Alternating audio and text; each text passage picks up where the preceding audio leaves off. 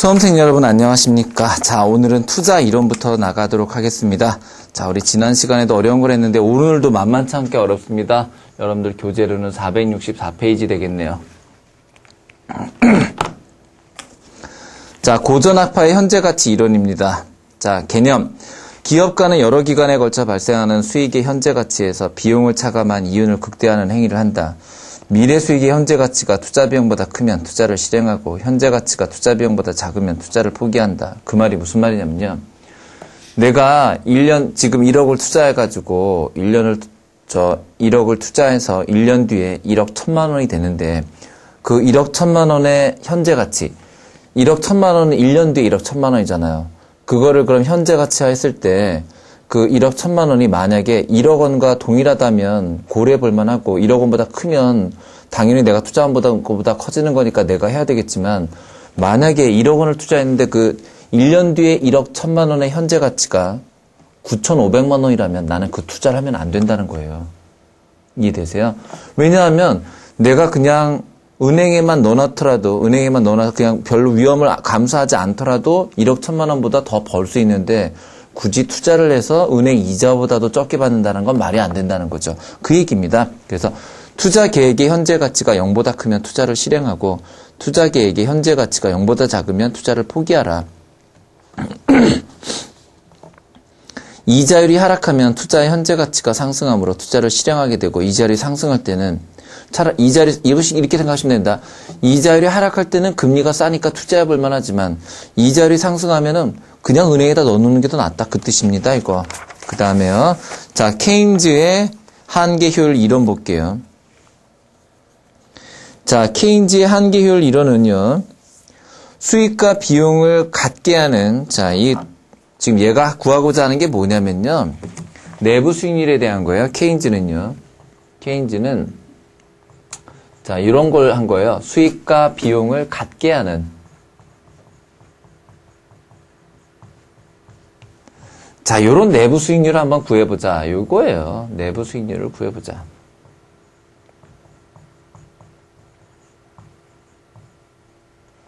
예. 자, 그래서 투자는 한계 효율, 즉 내부 수익률에 의해 결정된다 그랬는데요. 그 내부 수익률 줄치시고요. 그 내용 좀 보겠습니다. 한계 효율 혹은 내부 수익률 똑같은 말이에요.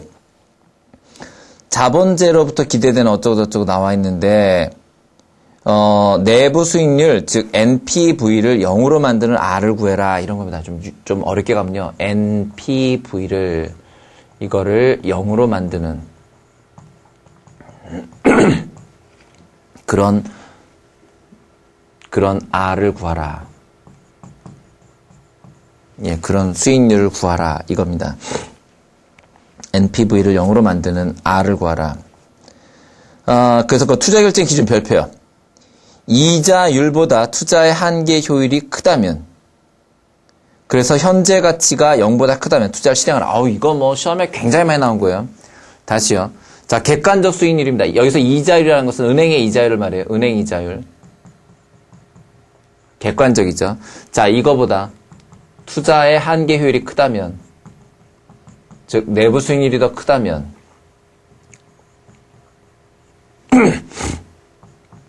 이 얘기는 투자의 현재 가치가 0보다 크다면 그건 뭐 해라? 투자를 실행해라. 이 뜻입니다.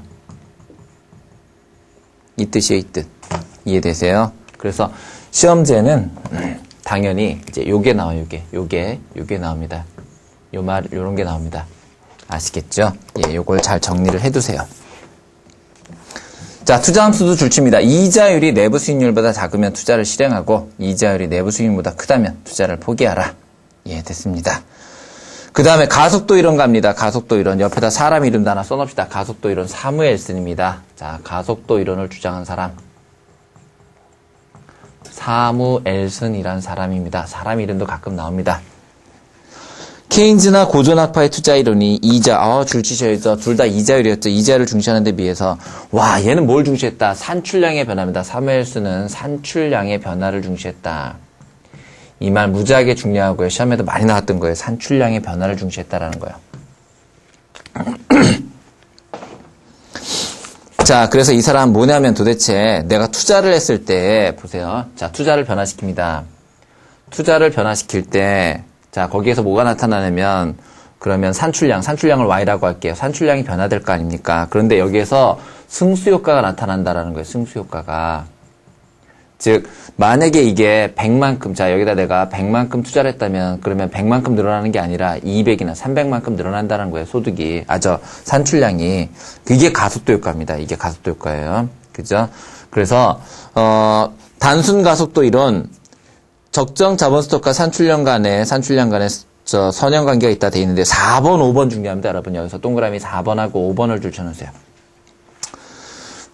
소득의 변화가 투자를 변화시키는 속도, 소득의 변화가 투자를 변화시키는 속도를 나타내고요. 산출량의 변화가 있으면 그 변화량에 비례하여 단기의 자본 스톡의 조정, 즉 투자가 이루어지는 것이다. 그래서 이와 같이 산출량이란 말 나오면요. 아하, 이거는 뭐에 대한 이론이다? 가속도 이론이다.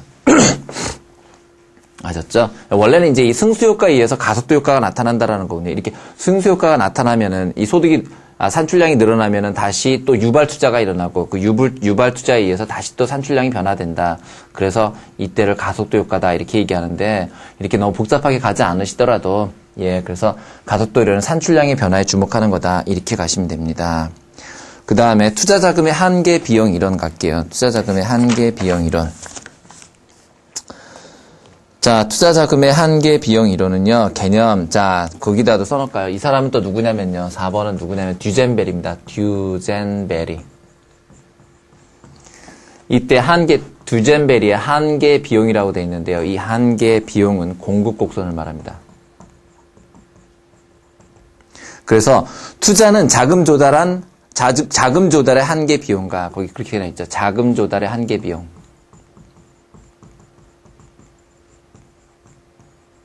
이게 공급 곡선이고요. 투자의 한계 효율이라고 나오죠. 투자의 한계 효율. 이게 수요 곡선입니다.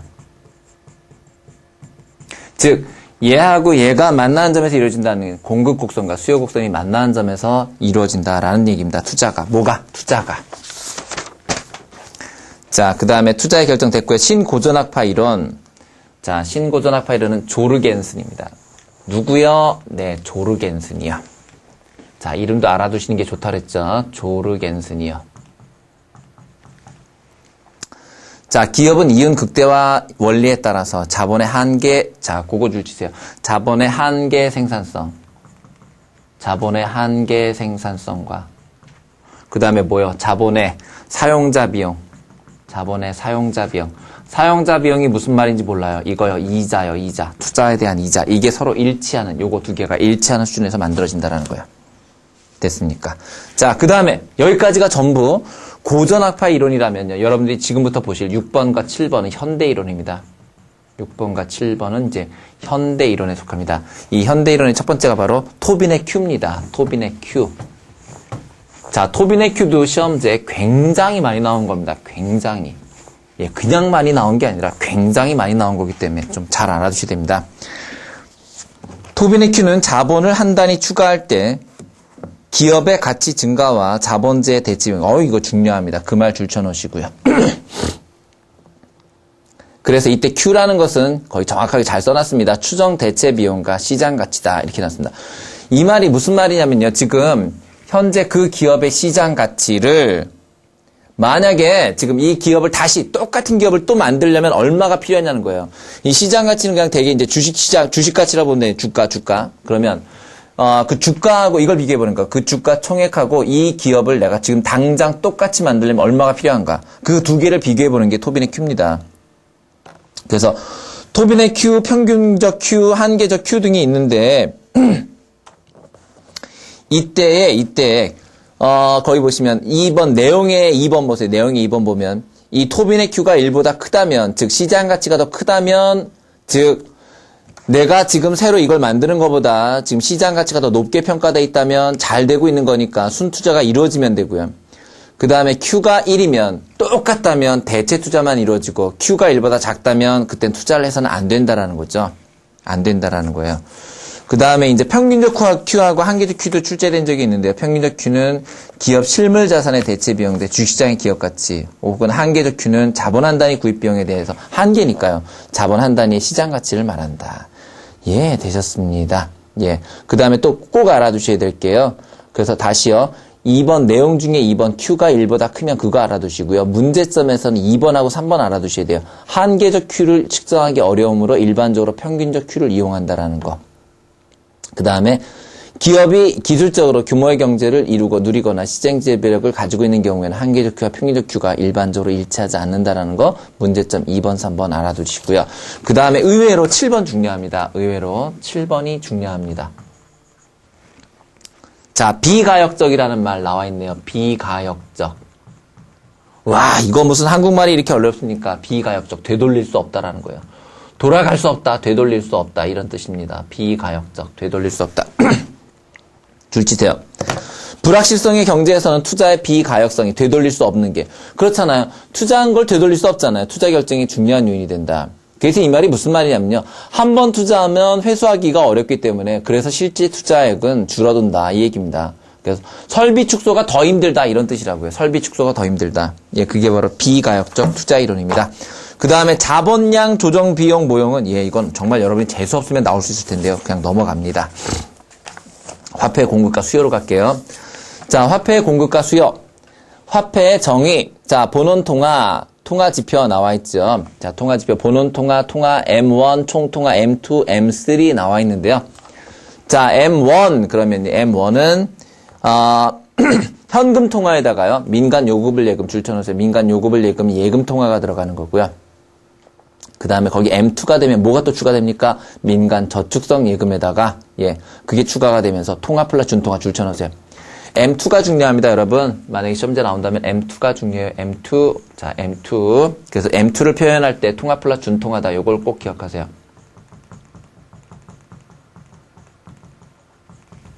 요거 꼭 기억해 주시고요. 그 다음에 M3도 알아두셔야 되는데, M3에서 알아두셔야 될 게, 자, 줄쳐보세요. 뭘 줄쳐야 되냐면, 채권 발행, 그 다음에 상업보험 매출, 그 다음에 CD, RP, 그리고 표지엄, 요런 것들 알아두셔야 돼요. 요런 것들이 M3에 들어간다라는 거예요. 되셨죠? 그 다음에, 보조통화지표. 예, 안 보셔도 되겠습니다. 안 보셔도 되겠습니다.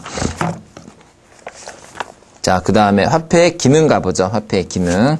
지불수단의 기능은 M1으로 쓰이고, 그 다음에 가치저당의 수단이 M2, 그리고 광의 통화로는 M3가 쓰인다. 예, 됐습니다. 그 다음에 화폐 공급 갑니다.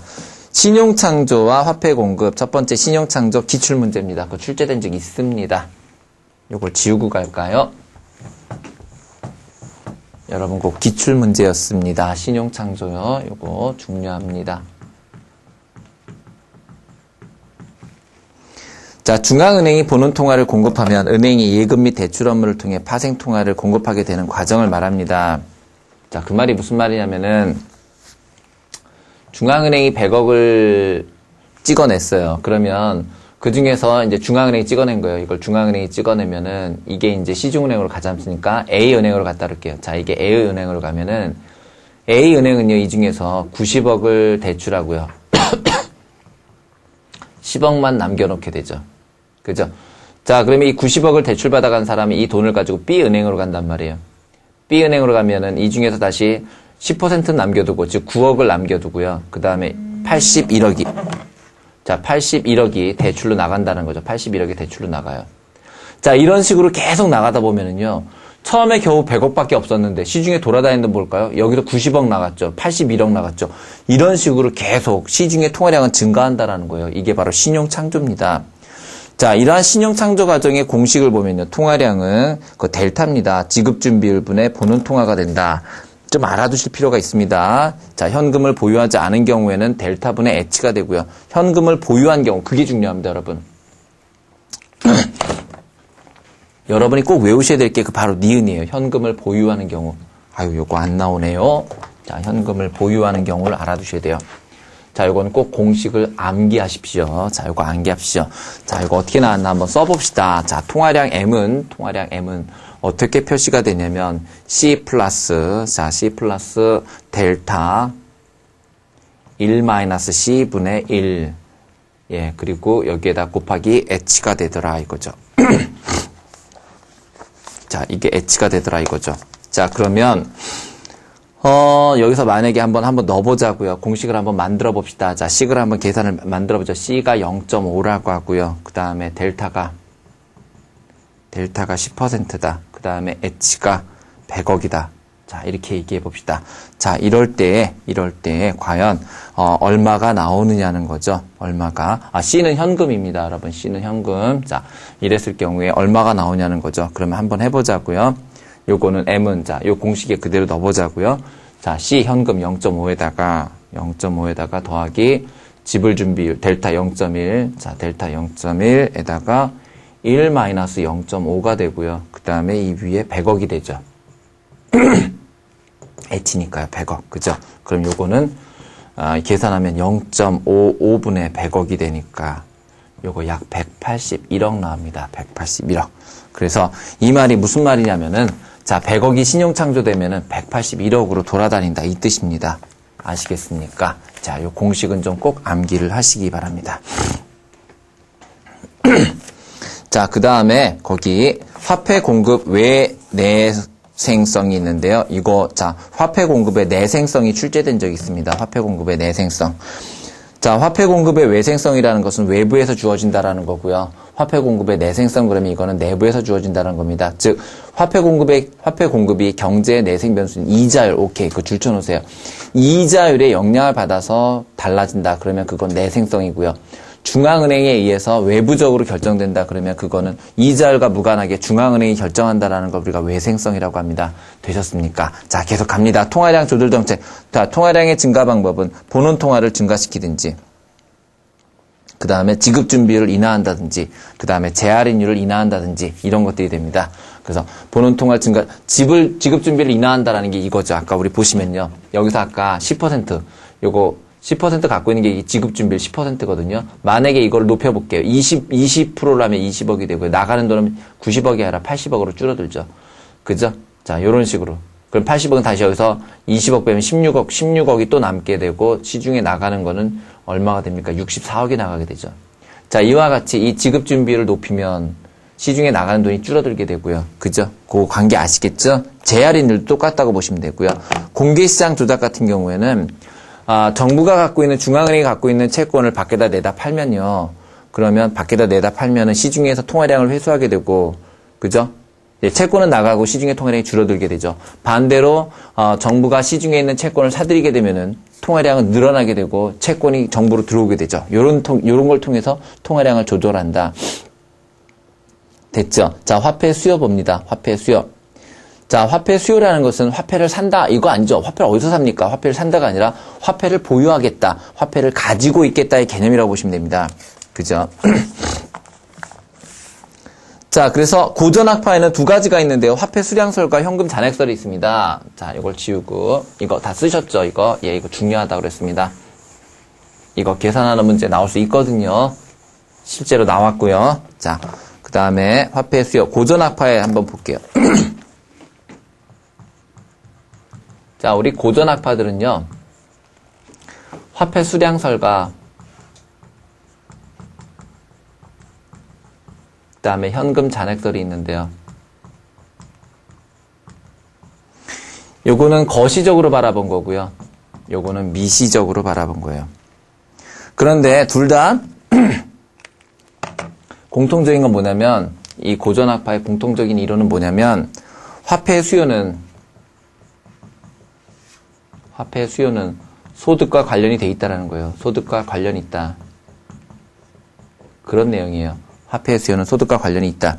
뭐와 없다? 이자율과는 관련 없다요.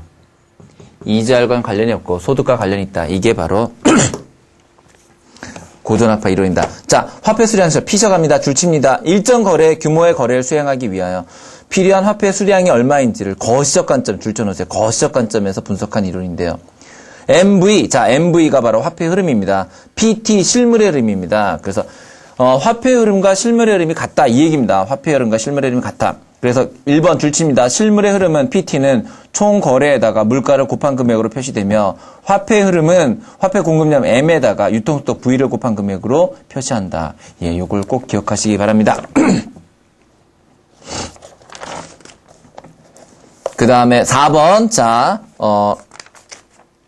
거기 보시면, 어디 갔습니까? 그렇죠. 470페이지의 4번. 화폐 기능 중 교환의 매개선을 강조했다. 그 말 중요하고요. 그 다음 현금 잔액설 마샬 갑니다. 미적 관점이라고 그랬고요. 미적 관점. M은 마샬의 K 곱하기 P 곱하기 Y다. 그랬습니다. 자, 공식도 좀 한번 봐주시고요.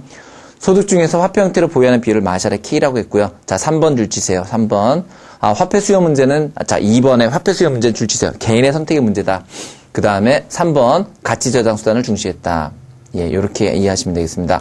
그 다음에 쭉 내려오셔서 3번 케인즈 이론 봅니다. 471페이지의 케인즈 이론.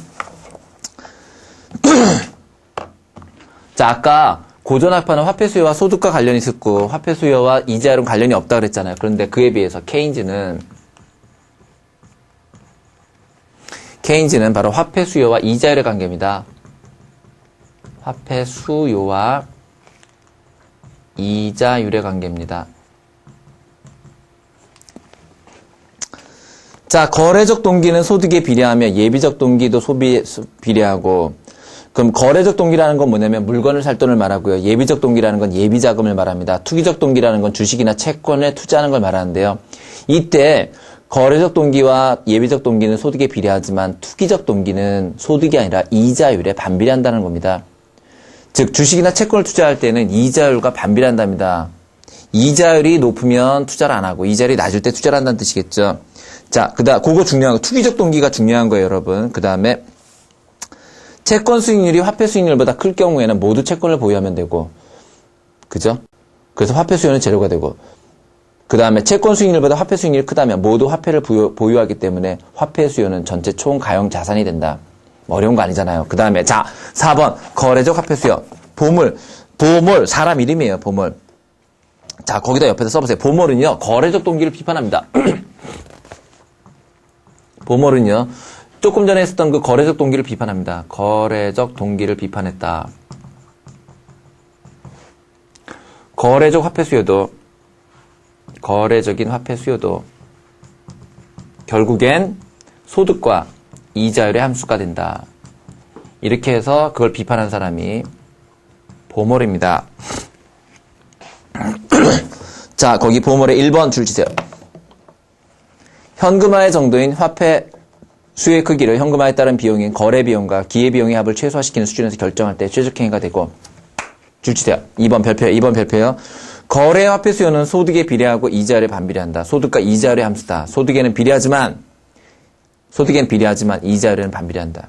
그래서 아까는 왜 이자율만 따졌잖아요. 거래적 수요는 이자율만 상관이 있다 그랬잖아요. 얘는 아니래요. 소득과 이자율이 둘 다 들어가야 된다. 그 얘기입니다.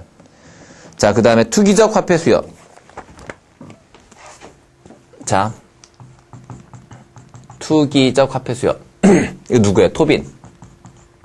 이건 또 뭘 비판하는 거냐면, 아까는 거래적 동기를 비판했죠? 여기는 투기적 동기를 비판합니다. 투기적 동기 비판.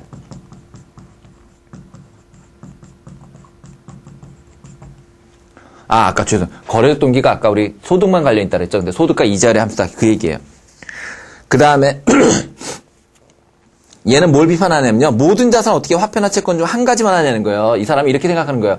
아무래도 요만큼은 화폐로 보유할 것이고 요만큼은 주식이나 채권으로 보유하겠지. 어떻게 몽땅 그걸 한 가지로만 몰겠냐는 거예요. 그 얘기예요. 그 얘기. 그래서 일부는 화폐로 일부는 채권으로 보유하는 포트폴리오함으로써 효용을 극대화한다. 예, 그 줄 치시고요. 그 다음에 6번 현대적 화폐 수량설 프리드만. 자, 얘는요. 프리드만은 현대학자예요. 그래서 프리드만은 뭐라고 주장하냐면요. 이거 아예 안 나오네요. 그죠? 프리드만. 자, 프리드만은요.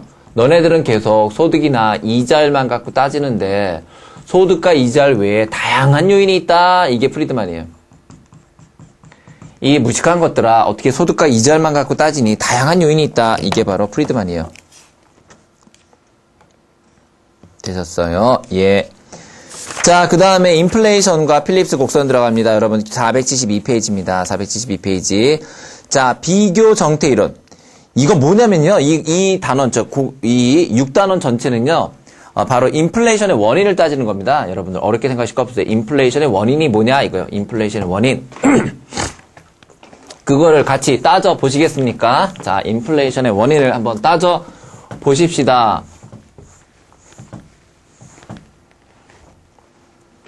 자, 첫 번째 수요 견인설. 물가가 왜 오르니? 수요가 많으니까 오른다. 그 얘기입니다. 수요가 많으니까 오른다. 그래서 고전학파 이론은 통화량의 변동 때문이다. 통화량의 변동 때문이다. 통화량이 증가할 때 수요가 올라간다. 케인즈 학파는 그렇지 않죠. 케인즈 학파는 정부 지출 중에서 독립적 지출의 증가가 인플레이션의 원인이다라는 거예요. 아하, 그러면요. 잘 보세요. 고전학파는요. 이렇게 얘기하는 거 아니에요? 지금 가만히 들어보니까 고전학파는 통화정책이 주다. 그죠? 통화정책 때문이다. 라고 얘기하는데, 케인즈는 아니다. 통화정책이 아니라 재정정책 때문이다. 이렇게 얘기하는 거잖아요. 서로 다른 말을 하는 거잖아요. 그 다음에 비용 인상설. 인플레이션이 왜 발생하니? 그랬더니 유가 상승과 같은 물가가 상승할 때, 재료값이 상승할 때 물가가 올라간답니다. 그게 비용 인상설입니다. 자, 이 두 가지는요. 수요 견인설과 비용 인상설은 비교 정태 이론인데요. 정태 이론이라는 게 뭐냐면요. 시간의 흐름을 고려하지 않는다 이 뜻입니다. 시간의 흐름을 고려하지 않는다. 그에 비해서 동태다 그러면 명태도 아니고 시간의 흐름을 고려한다 이 뜻이죠. 자, 동태 이론, 시간의 흐름을 고려한다. 뭐가 들어갑니까? 필립스, 프리드만, 루카스 아주 중요한 애들 셋 다 들어가 있네요. 필립스. 자, 필립스 모형. 여러분 그 유명한 필립스 곡선 아시잖아요. 필립스 곡선. 뭐는 뭐와 비례한, 뭐는 뭐와. 자, 이거 물가 상승률, 그죠? 임금 상승률, 이거 상승률, 이거 실업률이라고 하면 실업률과 물가 상승률이라고 하면 물가 상승률과 실업률은 반비례한다라는 거잖아요. 그게 바로 필립스 모형 아닙니까? 근데 그걸 약간 바꿔내요. 그죠? 명목 임금 상승률과 실업률 간에는 반비례 관계가 존재한다. 그쵸? 그래서 거기 473페이지에 2번에 거기 보시면 립시는 이라고 되어 있는데요. 필립스는입니다. 필립스는 오타예요. 죄송합니다. 필립스는이에요. 2번에 립시라는 사람은 없습니다. 여러분 짐작하셨겠지만 립시라는 사람은 없어요. 필립스는 명목임금 상승률과 노동의 초과 수요는 양의 관계를 가지므로 명목임금 상승률과 실업률은 역의 관계를 갖는다. 예. 그래서 이 필립스 곡선이 얘기하고 싶은 거는 실업률을 줄이려면은 물가 상승을 어느 정도 용인해야 된다. 그 뜻입니다. 예, 쉽게 가면요. 자, 그 다음에 프리드만은 필립스를 비판하면서 나타납니다. 필립스를 비판하면서. 프리드만은 이렇게 얘기하는 거예요. 필립스가 한 말은 단기적으로는 옳지만 장기적으로는 옳지 않다. 왜냐하면 장기적으로는 자연 실업률로 복귀할 것이다. 단기적으로 실업률이 늘어날 수 있어도 장기적으로는 자연적인 실업률로 복귀할 것이다. 라는 게 프리드만입니다. 자, 2번 줄 치세요.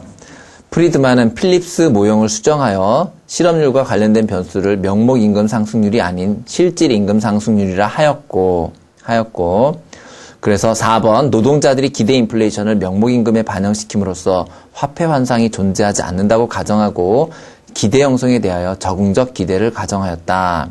그래서 자연 실업률, 결국 장기적으로는 자연 실업률로 갈 거라고 얘기를 했는데요. 그 자연 실업률이라는 것은 더 이상 감소시킬 수 없는 제로 인플레이션화의 실업률을 말합니다.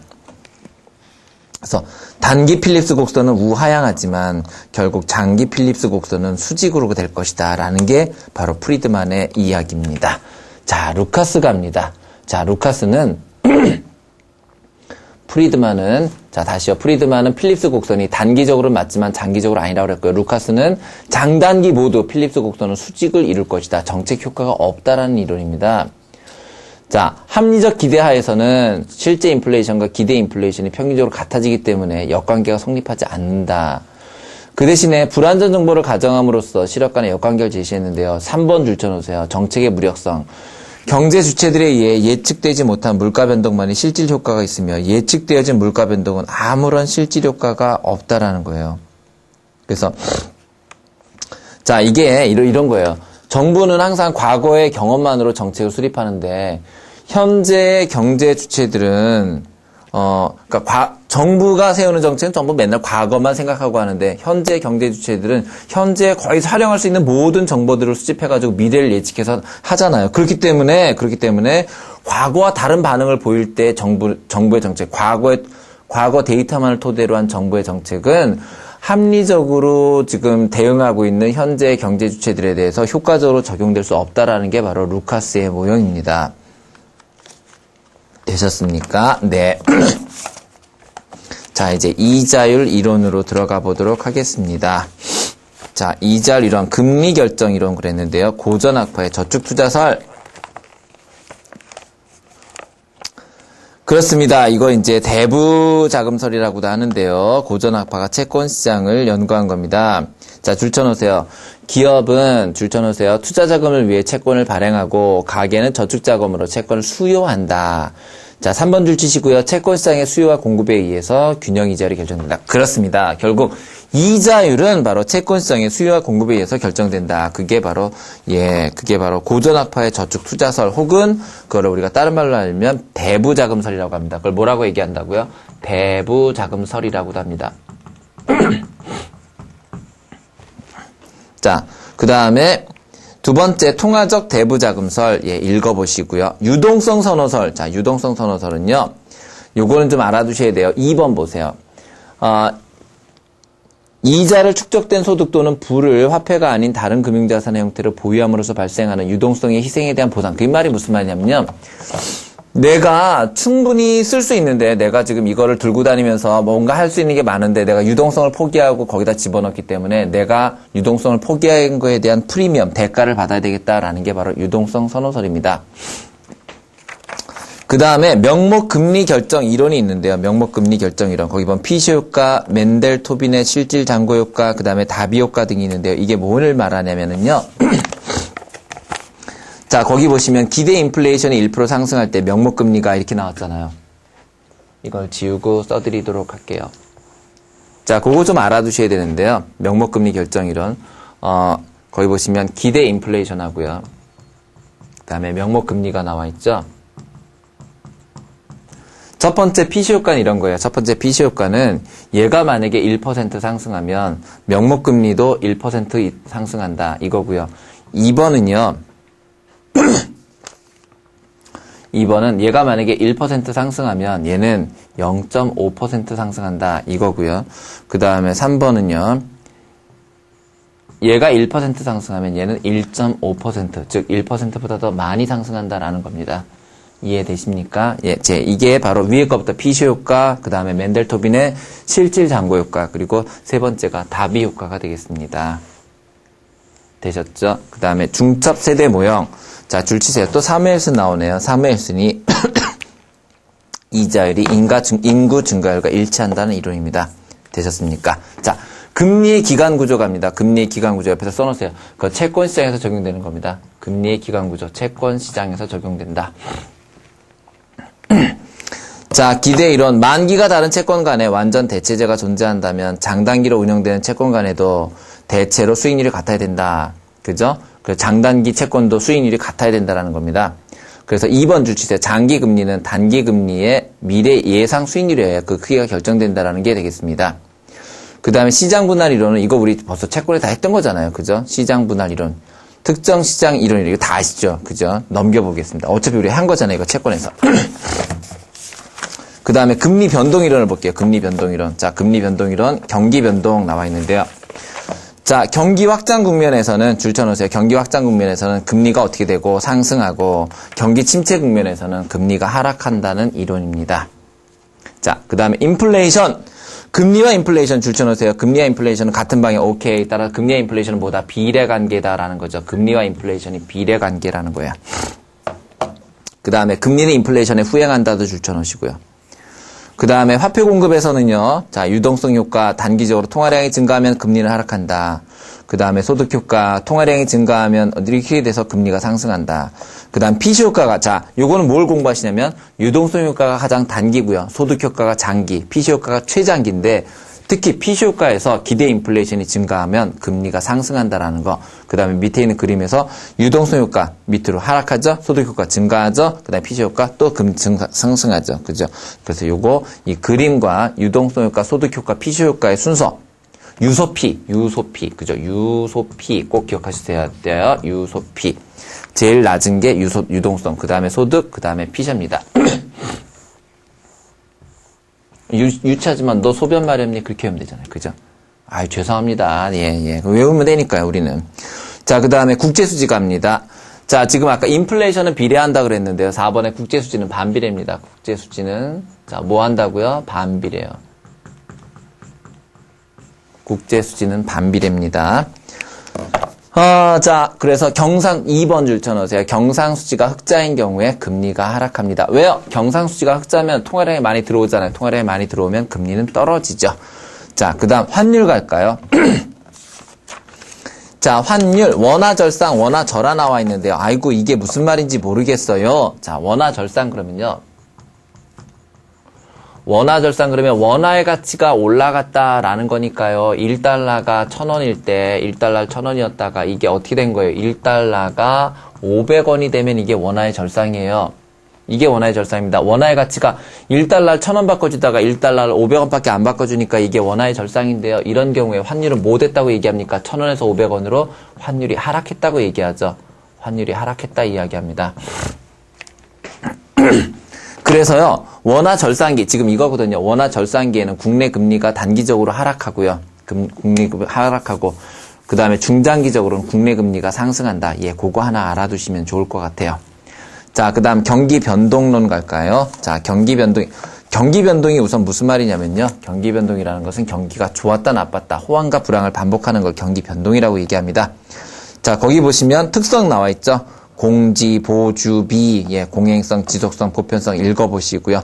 종류 3가지 이거 가끔 나옵니다. 외워두셔야 됩니다. 가장 짧은 게 키친이고요. 그 다음에 주글러, 그 다음에 콘트라티에프입니다. 쉽죠? 왜냐하면 글자 수도 되잖아요. 2글자 키친이고요. 그 다음에 3글자 주글레, 그죠? 주글라고요. 그 다음에 콘트라티에프 제일 길죠? 그래서 이게 가장 장기죠. 그렇게만 해도 되나요? 네, 그럼요. 왜냐하면 어차피 이거는 주관식이 아니라 객관식이니까요. 예, 됐고요. 그 다음에 경기 변동 요인 읽어보시기 바라겠고요. 경기 순환의 국면 그래프 나와 있네요. 여러분들 479페이지에. 자, 이렇게 거기 회복 국면부터 시작해서 불황까지, 저점에서 저점까지, 혹은 정점에서 정점까지가 한 사이클이 되지요. 그죠? 됐고요. 그거 중요한 거 아니고요. 그 다음에 경기 지수 나옵니다, 여러분. 선행지수, 동행지수, 후행지수가 있다.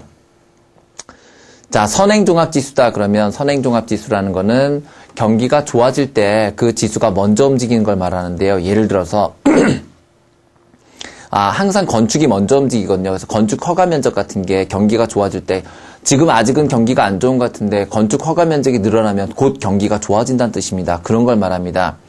그래서 선행지수, 동행지수, 후행지수가 있는데요. 그게 이제 뒤에 넘겨보시면 480페이지에 나와 있습니다. 여기서 조금 중요한 것들은 좀 외우고 가셔야 됩니다. 자, 그 다음 경기 변동 이론, 케인즈 학파적인 견해인데요. 승수 가속도 모형, 사무엘슨, 이거 아까 했잖아요. 승수 이론. 투자가 국민소득을 변화시키고 그 국민소득이 다시 또 투자를 변동시킨다는, 처음에 일어나는 게 승수면 두 번째 일어나는 게 가속도다 그랬습니다. 자, 그 다음에 순환제약 모형, 힉스입니다. 힉스, 사람 이름도 알아두셔야 되겠고요. 국민소득에는 상한과 하한, 즉 이렇게 돼 있다는 거, 위에랑 하한, 상한 하한이 있다라는 거예요. 그 범위 내에서만 줄쳐놓으세요. 가속도 원리가 적용된다라는 거. 투자를 변동시키면 국민소득이 변동되고, 또 소득의 변동이 다시 투자의 변동을 가속도화시킨다, 가속화시킨다라는 게 사무엘슨의 가속도 모형이라면, 순환제약 모형은 가속도 원리가 적용되기 위해서는 상한, 하한, 그 범위 내에서 움직인다라는 겁니다. 그 다음에 경기 변동 이론, 합리적 기대학파자. 합리적 기대학파가 바로 루카스였죠, 루카스. 자, 화폐적 경기 변동 모형, 화폐적 균형 경기 변동 이론이 나와 있는데요. 화폐적 균형 경기 변동 이론 나와 있는데요. MBC라고 돼 있죠, MBC. 자, 거기 보시면 선 모형 5인 이론, 루카스 줄 치시고요. 루카스. 자, 루카스. 자, 그래서 화폐적 경기, MBC를 말한 사람이 누구라고? 루카스라고, 루카스. 이거 어떻게 외워요? 너무 어려워요. 예, MBC에서 바카스 판다. 그렇게 생각하시면 돼요. MBC에서 바카스 판다. 와, 너무 유치하다. 어떡하겠어요? 외우기만 하면 되니까요. 줄 치세요. 그리고, 자, 불완전한 정보. 자, 불완전한 정보에서 줄 치세요. 계속 줄 치세요. 예상치 못한 화폐적 충격이 국민소득의 변화를 가져온다는 겁니다. 그 다음에 실물적 균형 경기 변동 이론. 이거 RBC입니다. RBC. 자, 아까 MBC는 루카스였죠. MBC는 루카스. 그 다음에 이건 RBC입니다. 자, 키들랜드와 프레스컷인데요. 자, 이 사람들은 불확실한 경제학 줄 치세요. 개별 경제 주체들의 동태적 최적화. 그 다음 그 밑에 국민소득의 변화로 경기 변동을 설명합니다. 얘네들은요, 실물이니까 거기 보면 이런 얘기 나오죠. 기술 변화. 즉, 화폐 통화량 때문이 아니라 통화량 때문에 균형 경기의 변동이 생긴다라는 건 MBC고요. 그건 루카스였고요. 얘네들은요, 기술의 변화라든지 유가 상승과 같은 실물적인 것들이 경기를 변동시킨다라는 거예요. 되셨어요? 그래서 3번 중요해요. 이상징후가 아닌 경기 변동은 균형 현상이고 5번 별표 치셔야 됩니다. RBC는 MBC가 경기 변동의 지속성을 제대로 설명하지 못한다라는 한계를 극복했다라는 거죠. 자, 그 다음에 481페이지에 거기 경제성장의 특징 그냥 쭉 읽어보시고요. 고전학파의 성장이론. 자, 고전학파의 성장이론은 뭐냐면요. 결론만 알아두세요. 리카르도의 토지수학 체감의 법칙과 멜더스의 인구론을 결합해서 경제성장과 정체상태를 말하는데 자본이 축적돼서 쭉 경제가 성장하다 결국은 다시 정체상태로 간다라는 거. 결론은 정체상태라는 거. 그게 바로 고전학파의 성장이론입니다. 고전학파의 성장이론은 결론은 뭐였다? 정체상태라는 거고요. 그 다음에 헤로드 도마 모형이라는 건요. 케인즈의 불균형과 관련된 건데요. 자, 거기 면도날 균형이라는 거 별표 치고 알아두세요. 면도날 균형. 헤로드 도마 균형은 그 균형을 유지하기가 어렵고 왜? 면도날의 균형이잖아요. 얼마나 위험합니까? 한번 균형에서 멀어지면 다시 그 위에 면도날 위에서 균형을 잡는다는 것은 거의 불가능하다라는 거예요. 자, 그 다음에 슬로우 수완 모형. 자, 그거 가로하시고 고전학파인데요. 고전학파. 거기다 2번. 자본 계수가 가변적이어서 성장 경로가 안정적이다 줄 치시고요. 그 다음에 내생적 성장 이론에서는 수학체증 모형 루카스. 그 다음에 한계 생산성 점근 모형. 그리고 신슌페터. 자, 신슌페터. 요건 좀 알아주셔야 되는데 혁신에 대한 게 슌페터 모형입니다. 되셨죠? 예. 네, 됐습니다. 이렇게 해서 우리가 좀 간단하게나마 거시경제 분석과 자산운용을 마쳤고요. 다음 시간부터는 우리가 분산투자기법 들어가는데요. 분산투자기법은 출제도 9문제고요. 내용도 조금 더 어렵습니다. 예, 근데 뭐 오늘 공부해 보셔서 알겠지만 좀 어려운 부분 우리 좀 과감하게 공부해 나가지 않았습니까? 이런 식으로 공부하시면 분산투자기법도 충분히 정리하실 수 있습니다. 자신감 가지시고요. 제가 정리해 드린 것만 잘 보고 시험 보러 가십시오. 예, 여러분 좋은 결과 있으실 겁니다. 예, 여러분 수고하셨고요. 다음 시간에 뵙겠습니다.